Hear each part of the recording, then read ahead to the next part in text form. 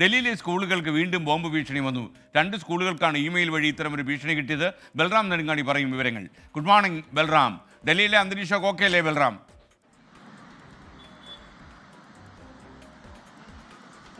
Good morning എസ്കേൻ.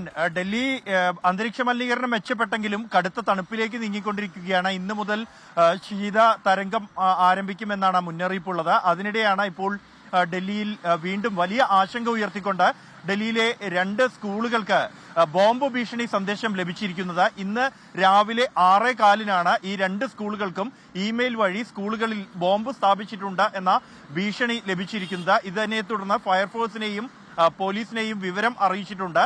അല്പസമയത്തിനകം തന്നെ ഈ 2 സ്കൂളുകളിലും പരിശോധന നടത്തും എന്നാണ് അധികൃതരിൽ നിന്നും ലഭ്യമാകുന്ന വിവരം.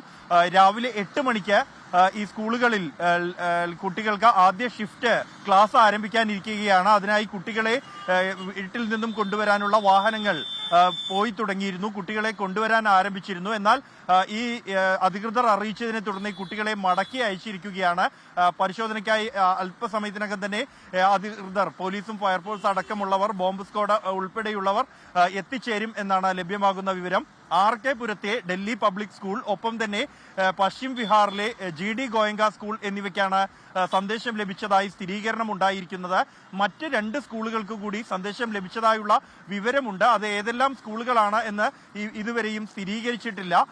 പോലീസും അക്കാര്യം സ്ഥിരീകരിക്കുന്നില്ല. കൂടുതൽ സന്ദേശങ്ങൾ ഇത്തരത്തിൽ ലഭിച്ചിട്ടുണ്ടോ എന്ന കാര്യം പരിശോധിച്ചു വരികയാണ്. 2 മാസങ്ങൾക്ക് മുമ്പാണ് ഡൽഹിയിൽ സമാനമായ രീതിയിൽ സ്കൂളുകൾക്ക് ഭീഷണി സന്ദേശം ലഭിച്ചത്. 86 സ്കൂളുകൾക്ക് ഇത്തരത്തിൽ സന്ദേശം ലഭിക്കുകയും പോലീസ് വിശദമായ പരിശോധന നടത്തുകയും ചെയ്തിരുന്നു. എന്നാൽ അസ്വാഭാവികമായ ഒന്നും കണ്ടെത്തിയില്ല. തുടർന്നാണ് ഇത് വ്യാജ ഭീഷണിയാണ് എന്ന് സ്ഥിരീകരിച്ചത്. ഇതിലുള്ള അന്വേഷണം പുരോഗമിക്കുകയാണ്. സമാനമായ ഒരു നീക്കം തന്നെയാണ് ഇത്തവണയും എന്ന ഒരു സംശയം പോലീസിനുണ്ടെങ്കിൽ പോലും യാതൊരു തരത്തിലുള്ള അത്തരത്തിൽ ഉദാസീനത ഉണ്ടാവില്ല എന്നും കൃത്യമായ പരിശോധന നടത്തും എന്നുമാണ് പോലീസ് വ്യക്തമാക്കുന്നത്.